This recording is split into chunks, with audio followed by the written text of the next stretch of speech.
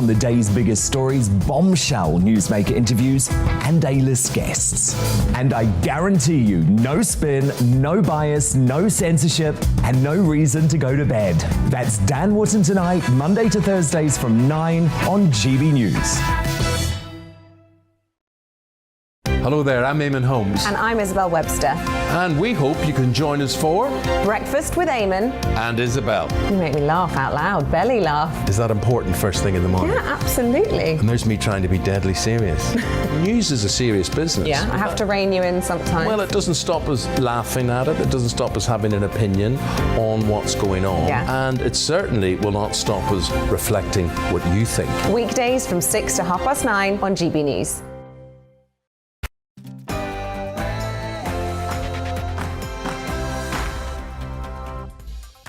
Hello and welcome to We Need to Talk About on GB News with me, Alex Phillips. And here is what we've got coming up on the show. The growing pressure on Boris Johnson as reports of a plot to oust him gathers pace. And what does this all mean for the Conservatives? With reports of growing divisions and one of its MPs today defecting to Labour, I'll be asking, are the Tories in turmoil? Plus, as fears intensify that Russia could launch a full-scale invasion of Ukraine, we're asking who can now stop Putin and getting live reaction straight from Kiev. That's what we're talking about for the next hour, but what do you need to talk about? Email me gbviews@gbnews.uk or tweet me @gbnews. But first, it's time for GB News headlines with Rosie.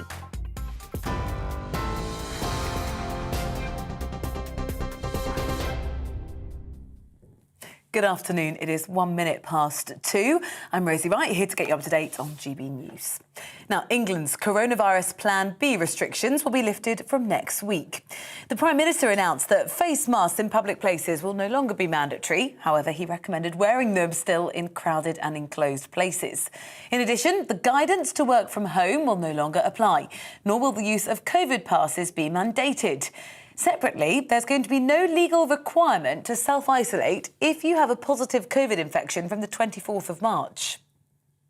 Well, the MP, Christian Wakeford, defected from the Conservative Party to Labour, saying Boris Johnson and the Conservatives have shown themselves incapable of offering the leadership and government that this country deserves.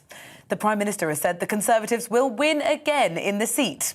Well, the leader of the Labour Party, Sir Keir Starmer, has welcomed the defection. Mr. Speaker, like so many people up and down the country, he has concluded that the Prime Minister and the Conservative Party have shown themselves incapable of offering the leadership and government this country deserves.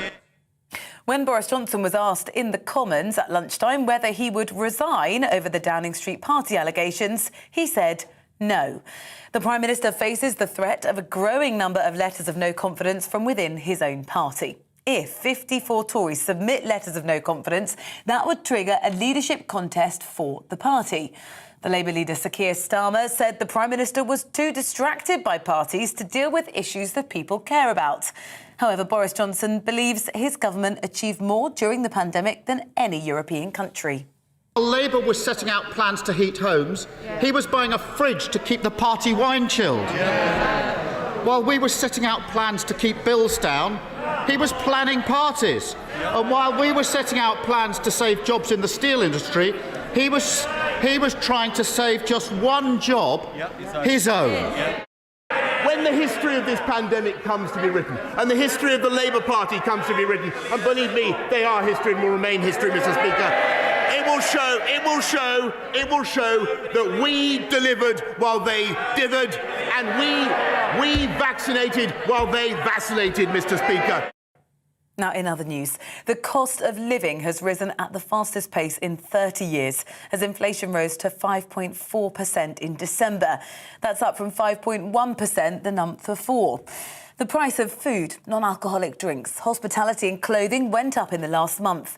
That rise was partially offset by declining prices of transport and recreation. A second man has now been arrested in Ireland in connection to the murder of Aisling Murphy. Irish police say he's been detained for questioning in relation to potential withholding of information. The man who was arrested yesterday on suspicion of the murder of Aisling Murphy remains in custody. The schoolteacher was attacked whilst on a run near a canal in Tullamore, County Offaly, last Wednesday. UK crime-fighting groups have travelled to the Spanish capital of Madrid to try to track down the 12 most wanted fugitives. The National Crime Agency and crime-fighting charity Crime Stoppers are launching a multinational campaign to find the offenders, all of whom have connections with Spain or the Canary Islands. Well, the dozen on the run, all men, are wanted for crimes including murder, drugs and weapons trafficking. Well, this is a major campaign right across Spain and, of course, in the UK, where these 12 most wanted fugitives are a mix of murder suspects, drug traffickers and gun runners. The National Crime Agency say that by now it's likely that those fugitives will have tried to integrate into the British expat communities across Spain. A former British ambassador to Russia says he's concerned British troops training Ukrainians won't be able to get out of the country in time if a Russian invasion occurs. The UK's Armed Forces Minister has reiterated British forces will not participate in active military action between Russia and Ukraine. Well, Russia has sent troops to Belarus and amassed 100,000 troops with tanks on its own soil near the Ukrainian border. Well, the former ambassador, Sir Tony Brenton, told GB News the UK infantry training team of around 100 personnel sent to Ukraine will be the only Western troops there at this time. Yorkshire County Cricket Club have appointed Otis Gibson as their new head coach on a 3-year deal. The 52-year-old is the latest addition to the coaching team at Headingley following the departures of 16 staff members last month. It comes after the allegations of racial abuse and bullying raised by former player Azim Rafiq. You are now up to date here on GB News. I'll bring you more as it happens. Now let's go to Alex and We Need to Talk About.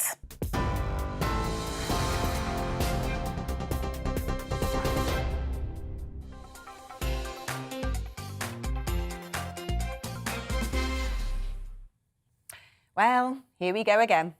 Top Tory office seems to change more often than the lineup of the Sugar Babes.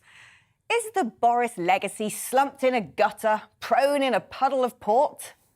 What a tenure he's having. With more screeching U-turns than a joyrider on a skid pan, it's been like weaving in a drunk's car. Well, maybe we were. Good old wine Fridays, packing the wheelie case in little Tesco's with a stash of grog. What jolly japes. Those beastly backbenchers are just Boris bashing, surely, and wouldn't even be elected if it weren't for Big Dog. It's time for Operation Red Meat. Does anyone else feel like we're stuck in an Eton Amdram production? With Cummings dropping yet another Dom bomb and a sudden flurry of letter writing as rumours of votes of no confidence whirl, it might be time to redecorate number 10 yet again. So, as the latest Downing Street drama gathers pace, let's cross to our political guru, Darren McCaffrey, first to unpack it all for us and spill the tea. Darren, what's the latest gossip? Yeah, very good afternoon to you, Alex. Quite an interesting, fascinating Prime Minister's Question Time in many regards. It was always going to be quite tricky, wasn't it, for Boris Johnson. I thought on the whole, actually, this very deliberate change of tactic from the Prime Minister, which was essentially not to apologise for what has gone on in Downing Street, but rather to kind of go on the attack and to talk about the government's record, did somewhat seem to rally the troops in the chamber. I didn't think the Keir Starmer necessarily landed the punches that he's previously done in the past. And so, reasonably overall, it seemed that Prime Minister's Question Time had gone pretty well for the Prime Minister, and frankly, he needed that, didn't it? However, there were two outstanding moments for Boris Johnson. One was the defection of one of his MPs, the MP for Bury South, to the Labour Party. He literally crossed the floor just before Prime Minister's Question Time started. Quite a dramatic moment, pretty significant moment. And second of all was this attack from David Davis, former Cabinet Minister, former Brexit Secretary, of course tried to run for the Conservative leadership himself, telling the Prime Minister that now was the time to go. It was pretty politically significant. It will certainly focus the minds of other MPs. Let's have a look at some of the to-ing and fro-ing of PMQs. Let's start with Keir Starmer. If a Prime Minister misleads Parliament, should they resign? Mr. Speaker, let's be absolutely clear. The right honourable gentleman is continuing to ask a series of questions which he knows will be fully addressed by the inquiry. He is wasting this House's time. He's wasting the people's time, Mr. Speaker. He continues to be completely irrelevant, Mr. Speaker, because we have an inquiry. We have an inquiry, Mr. Speaker, and I'm not going to anticipate that inquiry any further. Like many on these benches, I spent weeks and months defending the Prime Minister against often angry constituents. I reminded them of his success in delivering Brexit and on the vaccine and many other things. But I expect my leaders to shoulder the responsibility for the actions they take. Yesterday, he did the opposite of that. So I'll remind him of a quotation altogether too familiar to him of Leo Amery to Neville Chamberlain. You have sat there too long for all the good you have done. In the name of God, go.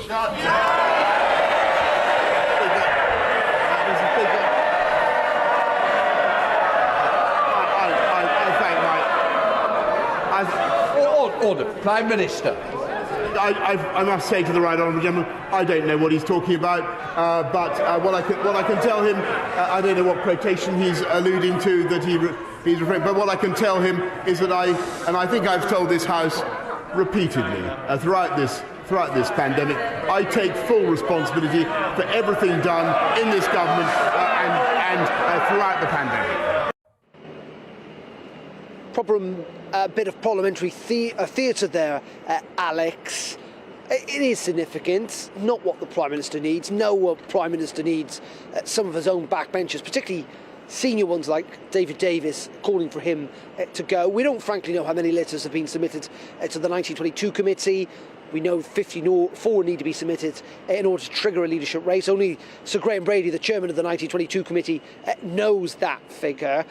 I think two things to take away from that. Despite what David Davis has said, the Prime Minister alluded to the fact that Sue Gray's report on all of this, she's the senior civil servant investigating the parties in Downing Street, is not now likely to report until next week. And I think most Conservative MPs are still of the opinion that they're going to wait to decide until that report comes out about whether to back the Prime Minister or not. And just finally on Christian Wakefield's defection, the MP for Bury South, in some ways, rather perversely, that might actually help the Prime Minister because it's made it a tribal issue. Defecting to the Labour Party, many will see that as portraying not just the Prime Minister but indeed the Conservative Party, and kind of, as I say, somewhat perversely might actually help out the Prime Minister.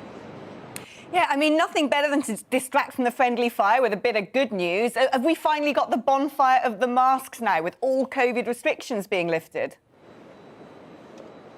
Yeah, indeed. Cabinet met before PMQs to talk about COVID restrictions and big significant moves on that. Perhaps unsurprising to a degree that England essentially is going to get rid of its work from home guidance from next Thursday. Also going to get rid of COVID vaccine passports that are being brought in for large scale events.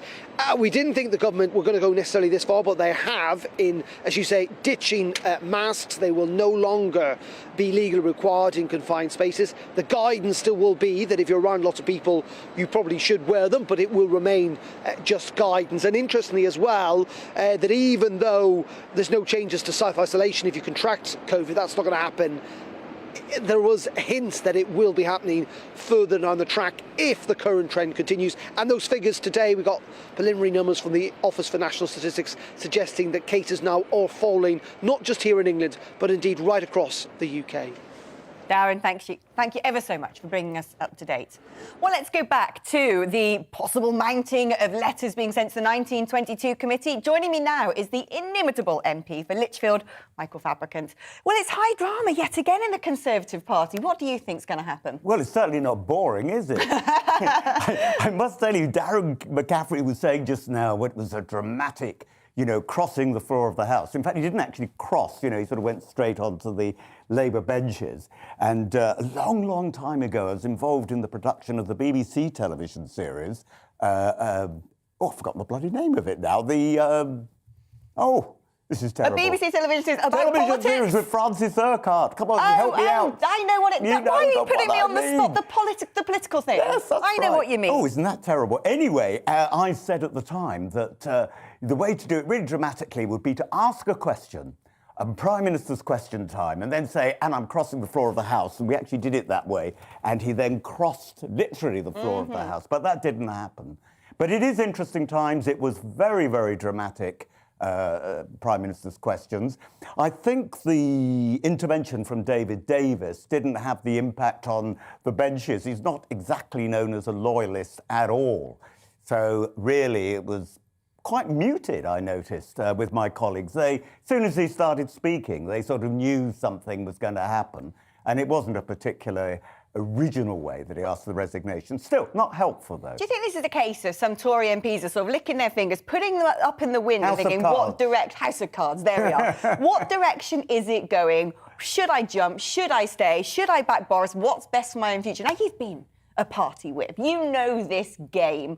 What's going on? Because we're hearing lots of briefings to the papers about the new intake, are the most scared, they're quaking in their boots. But that's natural. You know, you've got 109 new MPs who haven't really been in the House of Commons for a couple of years since the last election because we had lockdown. A lot of them were locked away in their own constituencies, as indeed I was. So they've had very little experience of the House. This is the first time that they've had to face the sort of fire coming towards them. And it's also worth bearing in mind that the local Conservative associations, that's the local party, in some of these red wall seats are incredibly small. So, like in Lichfield, we've got 250, 300 members, and we're a very well-established branch. Some of these have only got 8, 9, 10 people, and they don't know how to behave. They don't know how to talk to their Member of Parliament. Some of them I know are getting instructions, not that a Member of Parliament can be instructed, but some of them are getting instructions, yes, you should put a letter in. Some don't know whether they can resist their association or not. Well, of course you can, because you're an independent Member of Parliament. You make that choice. But they don't know because, and that's always inevitable. But when you've got, excuse me, as many as 109 of them in a party, that about a third of the party, just under a third, it really can be a destabilising influence. But then, you know, everyone's saying, well, we must prevaricate, let's wait for the Sue Gray report. I mean, that's creating a lot of jeopardy, isn't it? Because now he's going to live or die by whatever is said in that inquiry. Well, I have to laugh, by the way, about Christian Wakeford, who has defected across the Labour, because he was a co-sponsor of a bill in Parliament which said that if anyone crosses the floor of the House, they should call an immediate by-election. Is that right? So I challenge Christian Wakeford. That's what you were saying only a few months ago. Will you now call that by-election that you wanted to make law in your bill? We'll see whether he's a hypocrite or not. Well, yeah, the Tories have said, haven't they? Don't worry, we'd win that seat back. Well, I don't know if they will. I mean, for myself, I'm busy with the Erdington by-election, sadly caused by the death of the Labour MP there. So if there is a by-election, I hope it's going to be after Erdington, because we don't want too many in one go. Now, is this a bump in the road? Is this a blip for Bojo, or is this the Downing Street curtains are being taken down? Well, it was always scheduled that next Thursday there was going to have to be a review of COVID restrictions. Now, the London School of Hygiene and Tropical Medicine last week, and only yesterday, I think it was, the Deputy Director of the World Health Organization said that the United Kingdom could be the first country in the Northern Hemisphere to come out of the COVID pandemic, which is quite something. And I just wonder if in 3 months' time, if Boris Johnson is still there, and I hope he is still there, because frankly, it's going to be tricky anyway to win a general election after 14 years of being in government. And I think you need someone like Boris to counter Keir Starmer. But if in 3 months' time he's still there, I think people will be saying, what was all this about? Actually, we're now out of, there could be, God forbid, there could be a war in the Ukraine. We'll be out of COVID. whatever happens, it's going to be a very different climate. I mean, there is a feeling that, perhaps Boris Johnson hasn't been able to exhibit what his legacy would be and make good on those Brexit dividends because of the distraction of the pandemic. But it's, he's not exactly showering himself in glory right now. And if that inquiry says that you've misled Parliament, that these were the laws that you made and you must have known you were breaking them because you used to stand behind a lectern every night of the week and tell us all to follow them, well, he can't get out of that, surely. Well, lots of ifs in your question. Lots of ifs? Lots of ifs, but it would be very difficult for him, I agree. But, I don't want to sound boring in saying the party line, because I never say the party line, but actually it does make sense to wait for this Sue Gray report. I mean, it's interesting, it was due to come out this Thursday, but because of all these civil service parties, where I hasten to add Boris wasn't even in Downing Street at the time, he would at Chequers for most of the time during that, she's had to extend the inquiry. So, as you know, she's interviewing Dominic Cummings. That'll be fun. And she's also interviewing loads of middle-ranking civil servants as well as senior civil servants to try and get to the bottom of this drinking culture. But you know what? A friend of mine who is a long-standing member of the Labour Party said, you know what, really, it's so hypocritical because so many Labour, maybe Conservative for all I know, people were breaking rules. But of course, as you could rightly say, he's the highest power in the land. He's the highest power in the land. He should be setting the example. But I also understand why he says it could be legal. Why? Because the Downing Street garden is an integral part of the number 10 Downing Street complex, over 100 offices. The wheelie suitcase full of booze. I mean, that's not really becoming of a Prime Minister's office, well, I don't is think it? he did. I don't think... I mean, that would be fun, wouldn't it? If you saw pictures of Boris, pulling the suitcase. Yes, because you've seen him, yesterday morning, running with Dylan the dog. Him furtively walking in with the suitcase. No, I don't think he was involved in that. Oh, Michael. Maybe there should be a proper bar in number 10 Downing Street. I bet there probably is, to be honest. Maybe that was part of the redecoration. There isn't. I've looked. There isn't. There's just the canteen. You better get on the phone to some Tory donors. Michael, it's been delightful having you in the studio. Put a smile on my face, and you make all of this, maelstrom seem all good fun. Lovely having you here. Let's catch up again soon. So glad I remembered House of Cards. Well, I'm glad you did as well. Look, I want to know your views on this. Email me gbviews@gbnews.uk or tweet me, of course, @gbnews so I can get a picture of what you, the nation, really thinks. You're with GB News on TV and, of course, DAB radio now. Time for a short break and a check on the weather forecast. Hello again. Bright, sunny skies are arriving across the UK once early cloud has cleared, but they are accompanied by a cold wind coming all the way from the Arctic and carrying some wintry showers, but only in a few places. For many, once this cold front is through, high pressure is building back in, so it's staying relatively settled. However, you can see the tight isobars there, especially across northern and eastern parts of the UK. A cold wind returns directly from the north, and that wind will blow some wintry showers, a mixture of rain, sleet, hail and snow for parts of northern Scotland. Meanwhile, cloud and outbreaks of generally showery rain clearing the south by early afternoon, and then those brighter skies for all of us. 10, 11 Celsius in the south, 6 or 7 further north, but feeling cold when you take into account that strong wind coming from the north. It will continue to blow clear skies our way across much of the country through Wednesday night into the early hours of Thursday. A few showers coming down the North Sea into northern Scotland as well as eastern England. Again, a mixture of rain, sleet and snow. But where we get some clear spells away from those showers, temperatures fairly widely below freezing. So a frosty, cold start to Thursday. Plenty of bright, sunny weather first thing. Not much fog around compared to recent mornings. But it is going to be a cold day, particularly in the north and the east when you take into account that wind, gales around the far north at first. And that wind will also blow in further snow showers for the far north of Scotland and perhaps the odd snow flurry for eastern counties. Otherwise, plenty of sunny weather. And under those clear skies again on Thursday night, widely a frost will form. In fact, it could be a very cold night indeed across some southern and southwestern parts of the UK, perhaps in some spots the coldest night of the winter so far. But cloudier skies return from the west on Friday, and that cloud will keep frost a bit more limited through the weekend.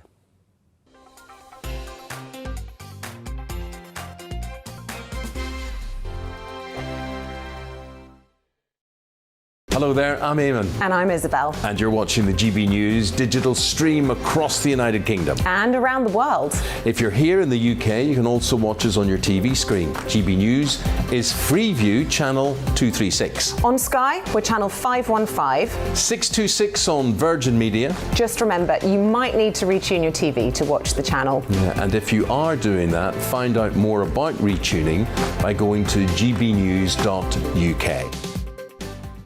Join my show Farage, 7 p.m. till 8 p.m. Monday through Thursday. And there you will get opinion, analysis, debate, and I'll cover stories that nobody else dares to touch.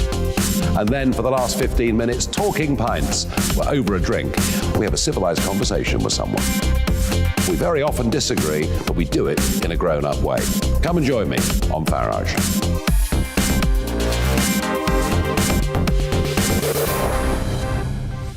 I'm Dan Wootton. Join me Monday to Thursday from 9 to 11 for the feistiest and most fun news debate on TV, where free speech reigns. I'll bring you a sharp take on the day's biggest stories, bombshell newsmaker interviews, and A-list guests. And I guarantee you, no spin, no bias, no censorship, and no reason to go to bed. That's Dan Wootton tonight, Monday to Thursdays from 9 on GB News. Hello there, I'm Eamon Holmes. And I'm Isabel Webster. And we hope you can join us for Breakfast with Eamon. And Isabel. You make me laugh out loud, belly laugh. Is that important first thing in the morning? Yeah, absolutely. And there's me trying to be deadly serious. News is a serious business. Yeah, I have to rein you in sometimes. Well, it doesn't stop us laughing at it. It doesn't stop us having an opinion on what's going on. Yeah. And it certainly will not stop us reflecting what you think. Weekdays from 6 to 9:30 on GB News.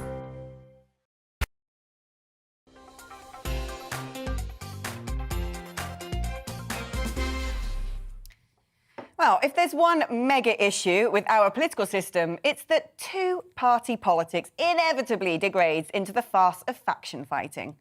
Whether Momentum versus Blairites, Brexit versus Remainers, having clapped like adoring seals at the election of a new leader, it's only a matter of time before the plotting begins. And the current crisis has unearthed a pretty ugly North-South divide for the Tories. Is this the new fault line, as we may yet again become hapless passengers in another leadership contest to run the country? As the first Red Wall Tory MP jumps from a possibly sinking ship with Christian Wakeford crossing the floor to Labour, is he the harbinger of what's to come? I'm delighted now to be joined by prolific political columnist Patrick O'Flynn. Patrick, it feels like it was just yesterday. We went through all of this, the 1922 committee, Theresa May, Boris Johnson saying, dude, I'm the man to run the country. And well, it's almost like fast forward, and here we are again. Yes, it hasn't taken long, has it? I think you can say things are very volatile, but I was interested you mentioned a North-South divide. I personally think as the Prime Minister himself has fallen victim to that. He was really put in office with that big majority by the Red Wall with an agenda, and taking control of our borders was key to that. And he's dropped that, hasn't he? In the last year or so, he's prioritised the messaging on net zero. He's done absolutely nothing about the Channel migrant shambles, which GB News has covered far more extensively than anyone else, and that polling shows is absolutely crucial to those Red Wall voters. He hasn't tried, he hasn't delivered for them, and I think now he's in trouble on his personal rackety stuff. They're not with him anymore. When it was last spring and it was all about curtains and wallpaper in Downing Street, he was still seen as the person delivering Brexit. The people who were after him were seen as Remainers, and the Red Wallers stood by him. But I think he personally has dropped the ball. He's prioritised the sort of traditional, slightly posher home counties Tory viewpoints, and that is the root of this North-South divide, where he's lost ground in the Red Wall. I don't think personally it's irreparable. Do you think it's sort of the Boris magic dust has sort of run out now? The pot's empty and he's managed to sprinkle it here and there of all sorts of crises and got through it, but it's a bit like the boy who cried wolf. It's one too many times. I think people are very angry with him in the moment, but I personally think if the Tories had the nerve to just hold fire for a few months, that this might turn out to be more of a squall than something that would actually drive people's votes at the next general election. So were I a Tory Red Wall MP, I would be very careful about twisting, about changing Prime Minister now, sort of 2 years before a general election. I don't necessarily look round and see the obvious choices who will connect with that demographic as Boris Johnson somehow managed to do. But are they going to even have the luxury of waiting? Because, of course, you've now got the Sue Gray inquiry coming out next week. And if that inquiry essentially says the Prime Minister knowingly broke the rules, therefore he knowingly broke the law and willfully lied to Parliament, I mean, that just makes his position untenable. Yes, if that happens, they have no option but to change, right? To change leader very quickly. But it's more liable to be a Sue Gray area, isn't it? Civil servants rarely... 50 Shades of Sue Gray. Yeah, I think that's very good. I think those sort of big official inquiries, they often turn on an indirect phrase and the authors don't normally actually take it on themselves to unseat an elected Prime Minister. So I think there is a prospect of the Prime Minister toughing it out. I think there is a prospect of his spin doctors got their act together of pushing the idea that this is the revenge of the Remain establishment to some extent, although no doubt whatsoever the Prime Minister has been a complete idiot in large parts of what was going on behind the scenes. I don't personally think it's quite too late yet, if you're a Tory MP, to see a possibility of Boris Johnson reconnecting with the Red Wall. But I think the absolute key issue for him to crack is the Channel migrant shambles, is moving to offshoring, is doing what Nigel Farage, I think, described on his show the other night as Brexit 2.0, which is coming out of those international agreements, taking on the left establishment and having an actual British asylum regime that works to allow good claims, but keep out people who are really abusing the system. If he did that, I think the Red Wall would swing behind him again. Yeah, well, listen, someone who actually knows all about the Red Wall is Matthew Goodwin, who's political professor at the University of Kent. I mean, Matthew came up with the term of the left behind, which really does describe this huge shift that's happened from old Labour areas to backing, particularly Boris. Matthew, do you think he's going to have a problem with the Red Wall voters, or is it just the new intake of Red Wall MPs who might be a bit jittery if they've got small majorities? Well, I think there's certainly a generational divide going on within the Conservative Parliamentary Party. I was actually talking with some Red Wall MPs earlier this week, giving a talk in Parliament, and what struck me there is that they feel very much that the old guard Conservative MP, the sort of London MP, privileged background, went to Oxbridge, economically very to the right, culturally quite to the left on some issues. The Red Wall MPs feel that that section of the Conservative Party basically doesn't really understand the Red Wall and what it's about. So I said to them, well, what would you do if you were Boris Johnson at the moment? And they said they would do three things. They would sack all of his advisors and basically reboot Number 10. They would turn the volume down on net zero and climate change, and they would come out the gate as quickly as possible with a serious, well-funded levelling up strategy. And those three things, they feel are not currently happening at the moment. Maybe if they did, I think probably, I agree actually with Patrick, I think Boris could hang on, certainly to the local elections, very difficult set of local elections coming up, but they're very unhappy at it, very unhappy. I mean, is there really a big schism in the Conservative Party, or do you think Boris Johnson managed to heal some of those wounds? I mean, the Tory Party went through a huge tumultuous time over Brexit, you know, tearing itself apart, giving the Labour Party an easy job, really, to sit back and just let them get on with it. And it seems to me the same sort of tensions are building up again, but kind of down a different fault line, as you're saying. Is there anyone else, if Boris Johnson is found to, you know, to be in an untenable position when the Gray report comes out, is there anybody else who can step into the breach and sort of fill the gap that he managed to occupy? Well, one of the big fears, and again, I think Patrick alluded to this, one of the big fears that is on the Conservative backbench, the backbenches is can Rishi Sunak hold the Red Wall? Can Liz Truss hold the Red Wall? There is still, I think, even this week, actually, a feeling among many Conservative MPs that a reformed Boris Johnson premiership is a safer bet than getting rid of Johnson and going with somebody completely new. But also, Alex, I would say, secondly, that what we are seeing here is not just a debate about Johnson, but is a philosophical debate about what is the new conservatism, both in America and the UK. There are now two very different views, right? There are the old guard, who are pretty establishment, who worship Margaret Thatcher, worship Ronald Reagan, and there are the new guard, the red wallers in the UK, or what their equivalent in the US would be called national conservatives, who do not think going back to the 1980s, going back to traditional fiscal conservatism and social liberalism is the answer. They think actually conservatism needs to move in a very different direction. So I think, on one level this is about Boris Johnson, but actually on another level, this is really a battle over the soul of what this new conservatism is going to be about. Matthew, thank you so much. And do you know what? If they do ransack the entire operation inside Number 10 and need new advisors, I can't think of two better gentlemen to step into the positions. Matthew Goodwin there. You're with GB News on TV and DAB radio. After the break, we'll be looking at the growing tensions between the Ukraine and Russia. Patrick will be staying with me for that. First of all, it's time for a check on the news headlines with Rosie.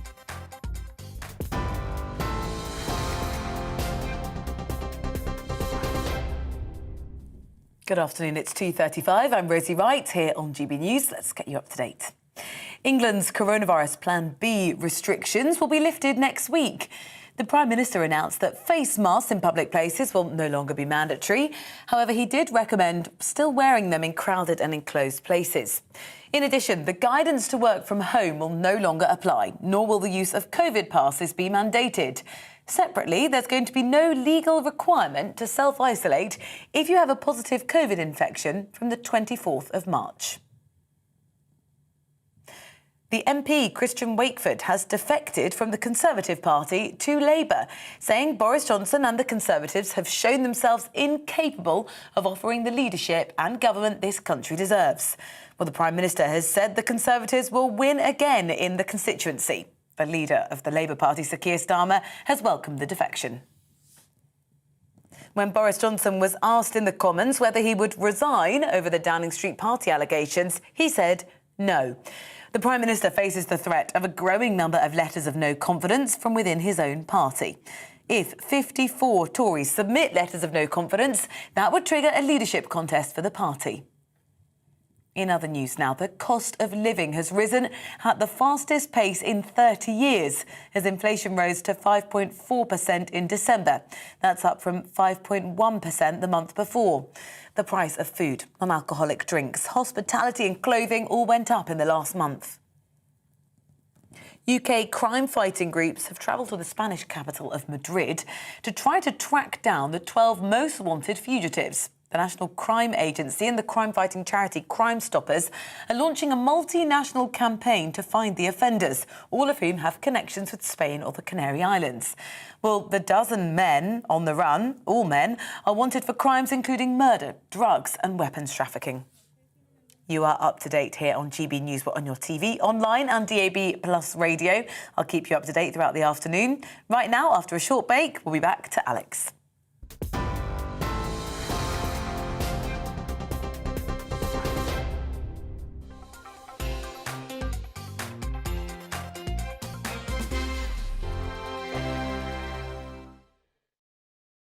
Hello there, I'm Eamon. And I'm Isabel. And you're watching the GB News digital stream across the United Kingdom. And around the world. If you're here in the UK, you can also watch us on your TV screen. GB News is Freeview channel 236. On Sky, we're channel 515. 626 on Virgin Media. Just remember, you might need to retune your TV to watch the channel. Yeah, and if you are doing that, find out more about retuning by going to gbnews.uk. Join my show Farage, 7 p.m. till 8 p.m. Monday through Thursday. And there you will get opinion, analysis, debate, and I'll cover stories that nobody else dares to touch. And then for the last 15 minutes, talking pints. We're over a drink. We have a civilized conversation with someone. We very often disagree, but we do it in a grown-up way. Come and join me on Farage.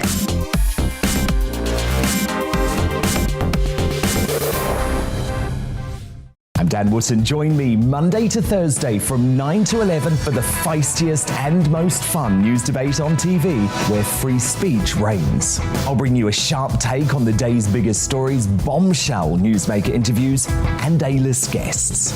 And I guarantee you, no spin, no bias, no censorship, and no reason to go to bed. That's Dan Wootton tonight, Monday to Thursdays from 9 on GB News. Hello there, I'm Eamon Holmes. And I'm Isabel Webster. And we hope you can join us for Breakfast with Eamon. And Isabel. You make me laugh out loud, belly laugh. Is that important first thing in the morning? Yeah, absolutely. And there's me trying to be deadly serious. News is a serious business. Yeah, I have to rein you in sometimes. Well, it doesn't stop us laughing at it. It doesn't stop us having an opinion on what's going on. Yeah. And it certainly will not stop us reflecting what you think. Weekdays from 6 to 9:30 on GB News.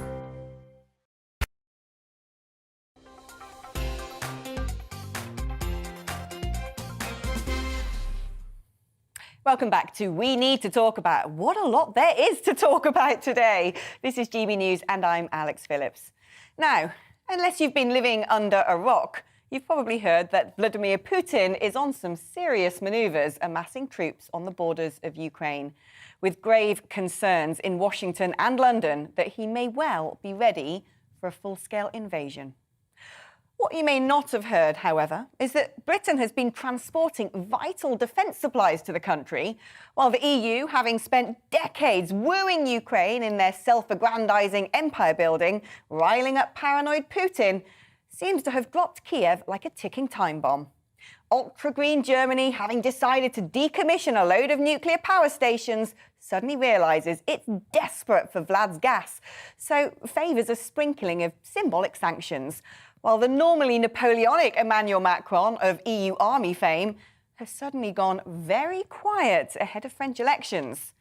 Well, US Secretary of State Antony Blinken has urged Russia to take a diplomatic and peaceful path, the latest in toothless American foreign policy since Sleepy Joe let the Taliban take over Afghanistan. So can anyone stop Putin steamrolling in? Our studio guest, top columnist Patrick O'Flynn, is still with us. Now, this geopolitical game of chess has been going on for a number of decades, really. I mean, you know, maybe the wider world's picking up on it now, but how would you unpack the situation we're in? Well, I think we're reminded in the West that it's not all nice out there, and there are some really horrible regimes. You've had China doing a similar thing around Taiwan, as you have now with Russia and Putin, with Ukraine, the old idea of theatres of influence, and sniffing out weaknesses. And perhaps it does go back to that debacle in Afghanistan.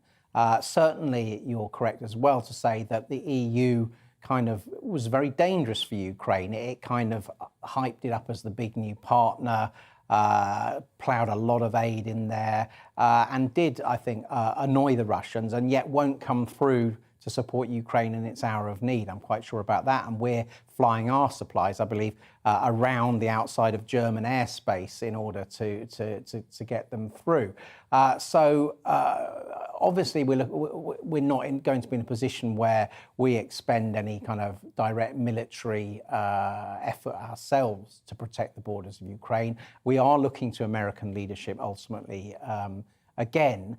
But I just think it reminds us that that we invest in defence for a reason, which is, you know, regimes like China, like Russia, are always going to be testing the limits, always going to be looking to roll forward in the face of Western weakness. At the moment, you could argue we have a weak US foreign policy countenance and an equally weak EU one. I think in the circumstances, Britain and the Defence Secretary Ben Wallace have been actually doing quite a good job. And let's hope in the end it's saber rattling and doesn't actually result in an invasion and a Russian-Ukraine war.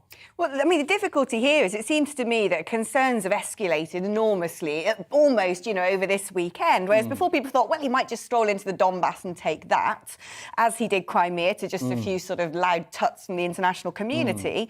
There's intelligence now coming out of Washington saying, oh no, he might feel emboldened enough to take the entire country, given that, who's going to stop him? NATO aren't going to put boots on the ground. Ukraine's not a member state. The EU don't know what to do about this because there's a big vacuum when it comes to the position Germany plays, huge power in the EU.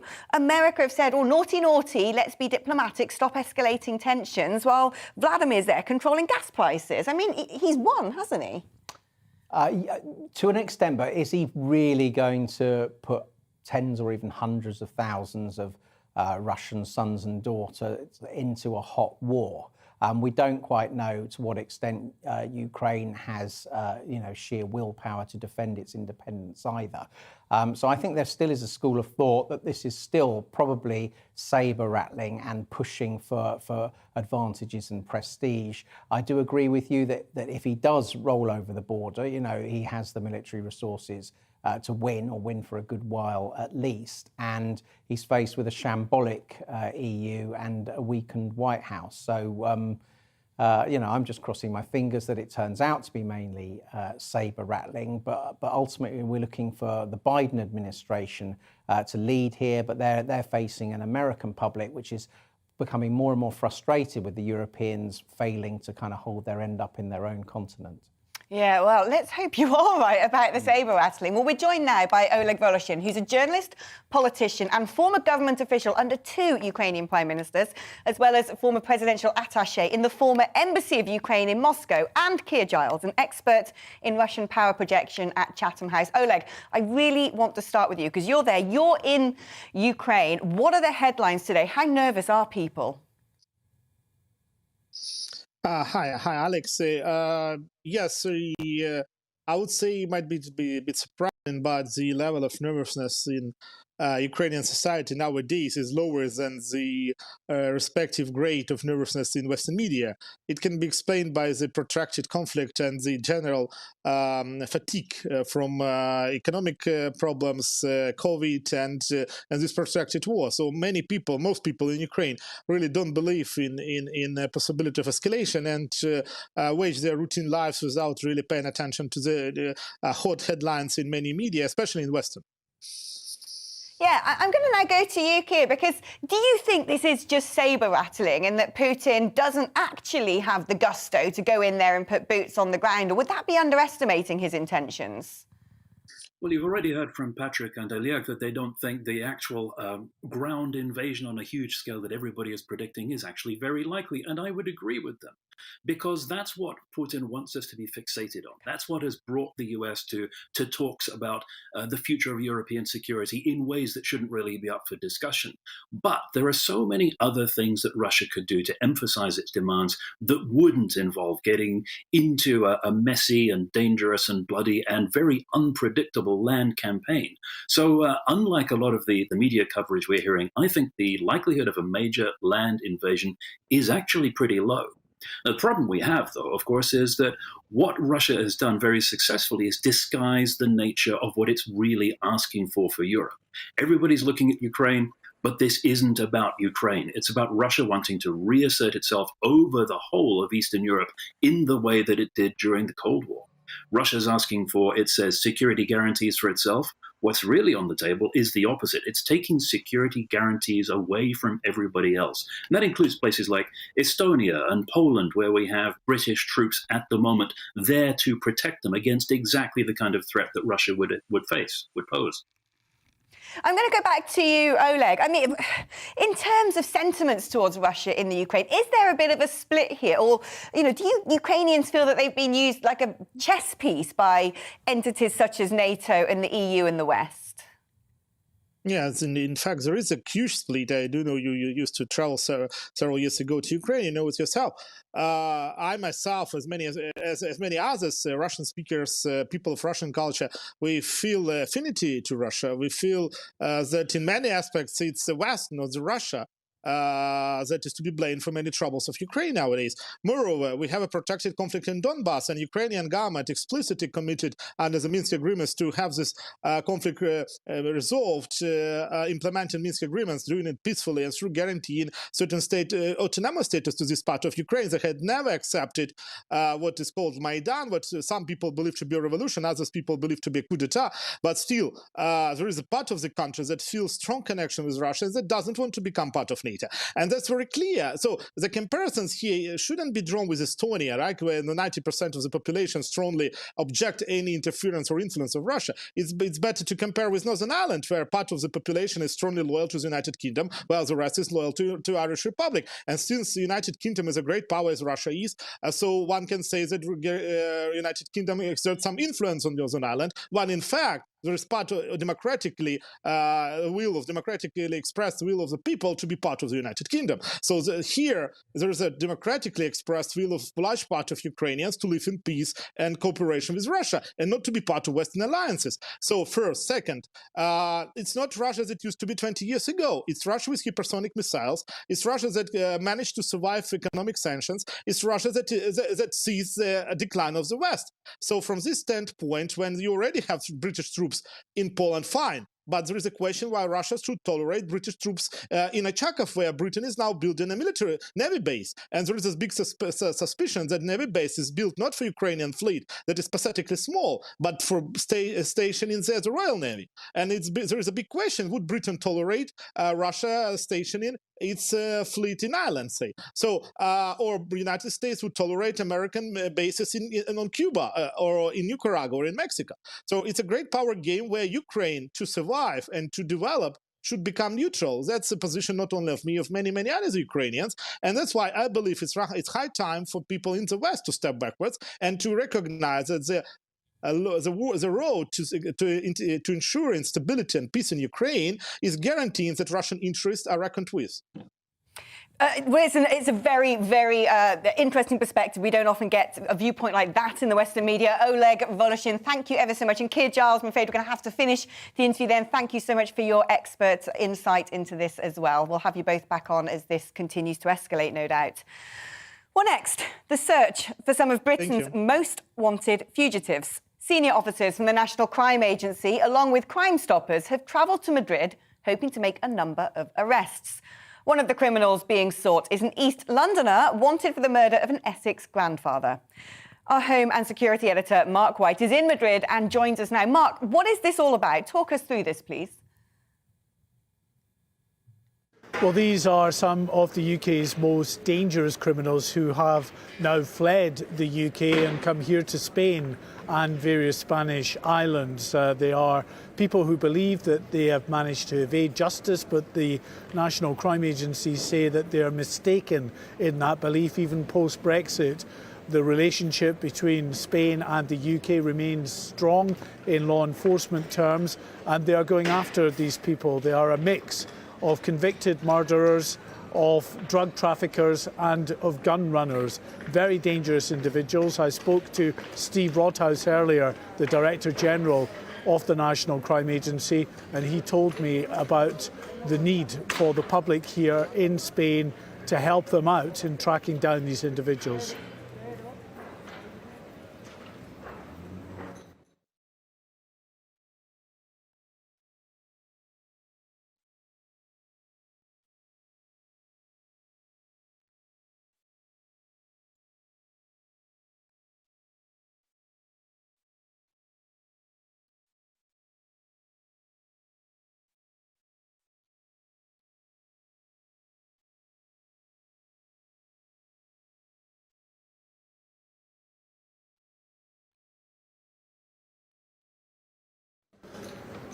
Well, in terms of the 12 most wanted, we want to just talk about a few of those. Nana Oppong, first of all, who is wanted in connection with a drive-by shooting, the murder of Robert Powell in Roydon in Essex in June of 2020. Now, obviously, someone who is described as a highly dangerous individual. Now, I should say as well that for those listening on radio, you can go to the GBNews website. You can see individual pictures on there. Click on individual profiles of all 12 of the most wanted, read about them some more, and clearly if you have any information, then pass it on to Crime Stoppers. There's also a Spanish number there as well for viewers, and we have viewers, of course, in Spain now, growing list of viewers here who could be vital in helping law enforcement authorities in this country track down those individuals.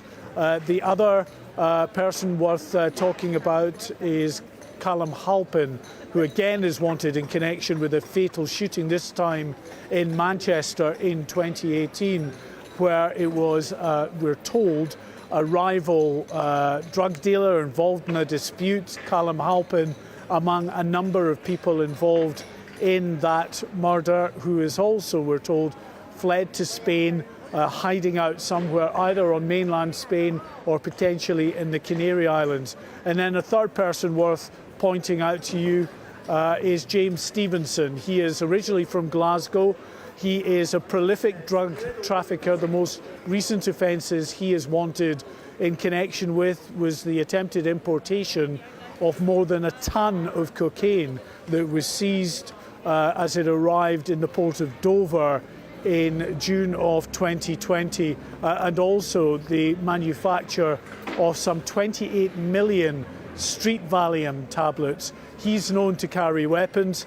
Again, someone that the public are being warned not to approach, but if they're here in Spain, they're urged to click on, as I say, the GB News website, have a look at these individuals, see if you recognise them. And it's the expat community, Alex, that could be key here.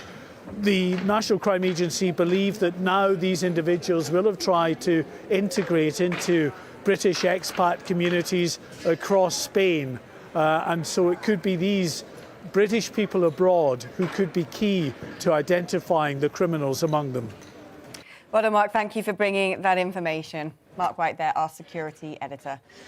Well, lots of you have been emailing throughout the show today. Let's have a little look at what have you been saying. Alan says, I generally like David Davis. He might make a good PM, but his comments today were poor and ill-timed at PMQs. Trevor says, it's pretty obvious that Christian Wakeford is more concerned about keeping his job after the next election. Jennifer says, sadly, the Tories have learnt nothing. They are behaving like they did in 2019. When the going gets tough, you stay and you fight. Jean says mistakes have been made, but Boris is the man and hopefully he can stay in power. Maureen says, I think Boris has done more good for this country than not since becoming PM. He got Brexit done, he coped with COVID admirably, he got the vaccine sorted, he was very ill with COVID. On top of all this, he got married. He's had 2 babies and he also lost his mother. So if anyone needed a drink at a work gathering, it was Boris. Well, don't know about you, but I don't get to bring a suitcase of booze to work. Sometimes I wish I did.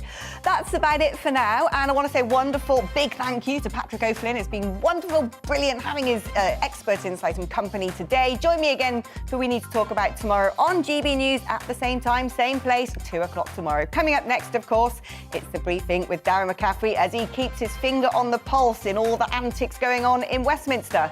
But first of all, it's time for the weather forecast. Bye-bye from me. Hello again. Bright, sunny skies are arriving across the UK once early cloud has cleared, but they are accompanied by a cold wind coming all the way from the Arctic and carrying some wintry showers, but only in a few places. For many, once this cold front is through, high pressure is building back in, so it's staying relatively settled. However, you can see the tight isobars there, especially across northern and eastern parts of the UK. A cold wind returns directly from the north, and that wind will blow some wintry showers, a mixture of rain, sleet, hail and snow for parts of northern Scotland. Meanwhile, cloud and outbreaks of generally showery rain clearing the south by early afternoon, and then those brighter skies for all of us. 10, 11 Celsius in the south, 6 or 7 further north, but feeling cold when you take into account that strong wind coming from the north. It will continue to blow clear skies our way across much of the country through Wednesday night into the early hours of Thursday. A few showers coming down the North Sea into northern Scotland as well as eastern England. Again, a mixture of rain, sleet and snow. But we'll get some clear spells away from those showers. Temperatures fairly widely below freezing. So a frosty, cold start to Thursday. Plenty of bright, sunny weather first thing. Not much fog around compared to recent mornings.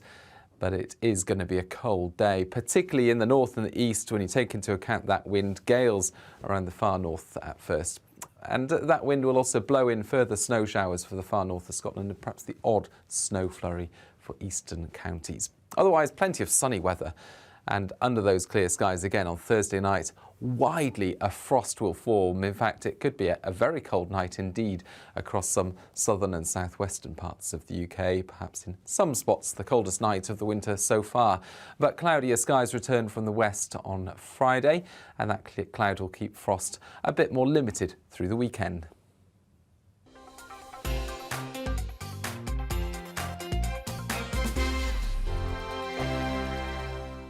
Hello there, I'm Eamon. And I'm Isabel. And you're watching the GB News digital stream across the United Kingdom. And around the world. If you're here in the UK, you can also watch us on your TV screen. GB News is Freeview channel 236. On Sky, we're channel 515. 626 on Virgin Media. Just remember, you might need to retune your TV to watch the channel. Yeah, and if you are doing that, find out more about retuning by going to gbnews.uk. Join my show Farage, 7 p.m. till 8 p.m. Monday through Thursday. And there you will get opinion, analysis, debate, and I'll cover stories that nobody else dares to touch. And then for the last 15 minutes, talking pints. We're over a drink. We have a civilized conversation with someone. We very often disagree, but we do it in a grown-up way. Come and join me on Farage.